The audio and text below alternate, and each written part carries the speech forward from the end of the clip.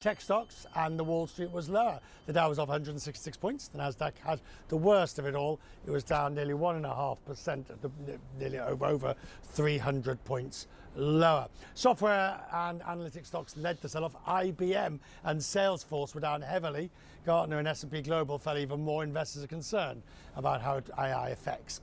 IBM chief executive says Europe will face a lot of tears before smiles if it tries to start its own tech companies. I spoke to Arvind Krishna here at the World Government Summit. He said that countries need sovereignty over their technology, but, and this is the crucial part, they do not need to do everything on their own. And he explained why technology is even more important to economic development than defense and finance. Well, if we just step back a bit, every country has always focused on defense. It's obvious, you focus on it to protect your people. The next is financial, and financial assets in the large, not just banks. Because people believe you need liquidity and credit to help grow an economy. And then you realize technology can help you grow your economy even more than those other two. And so it has crept up, as you say, because it wasn't there forever, but it is a creature of the last 70 years. I'd assert to you it is as or more important than the other two. Right, but technology is also a component of the other two, in the sense that your future defense relies on high-tech solutions, same with finance. Yeah. But you're saying the industry itself has to be strategic. Therefore, you can't just rely on other countries. And in all of this, in terms of the Europeans, we're talking about you can no longer just rely on the Mag 7 from the US. Well, I would actually phrase it slightly differently. You need sovereignty, and I've been very loud on saying that. But sovereignty doesn't mean that you cannot use things from another country, but sovereignty does mean that the control of how they operate, the control of how they get upgraded, the control of how they get maintained has to live within the country. That is what is a subtle difference, because technology is also a game of scale. If you try to do it and you're subscale, you're going to have very inferior technology. That's not good for you either. But that sovereignty, you say it's not about, it's about where and how.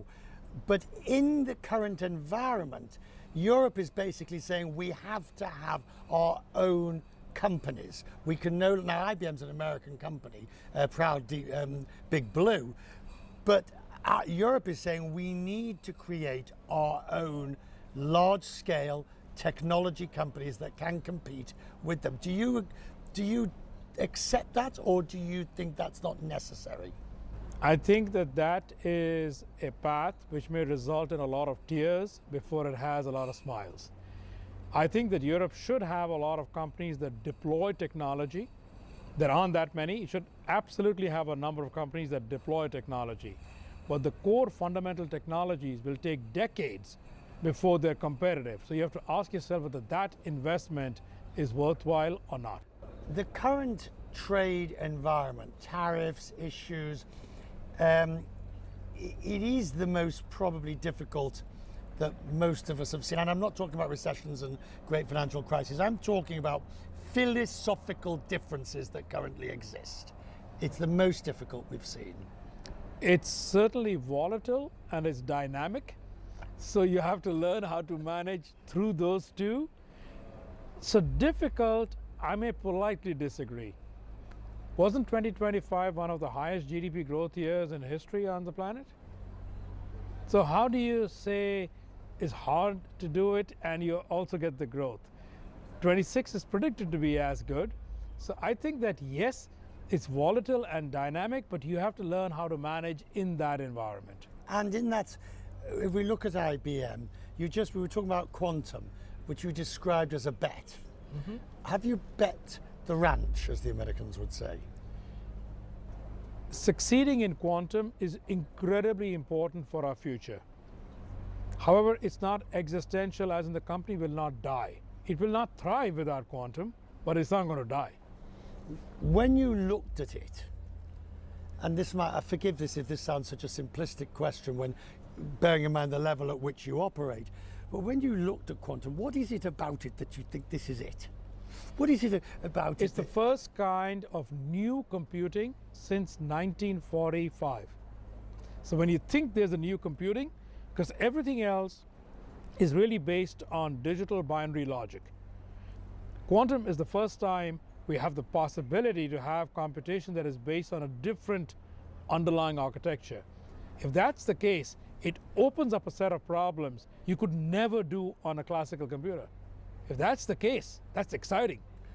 I've been to the center, I've been to your center and seen it for myself. When will you know that it's reaching its potential?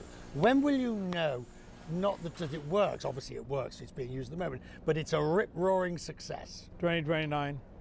Now, you said that with distressing speed. You said that, you didn't have to think about it. No. Why have you got that date, 2029? Because there is a path to where all the improvements needed, I'll use the word engineering improvements. You don't have to discover new science. When that's the case, engineers are really good at charting out roadmaps of what exactly and the steps to get there. We know the sequence of steps we have to take to get to 2029 at the scale of a quantum computer that can do a lot of things. That's not the eventual quantum computer, but it is a good enough one that will surprise everybody with its capability.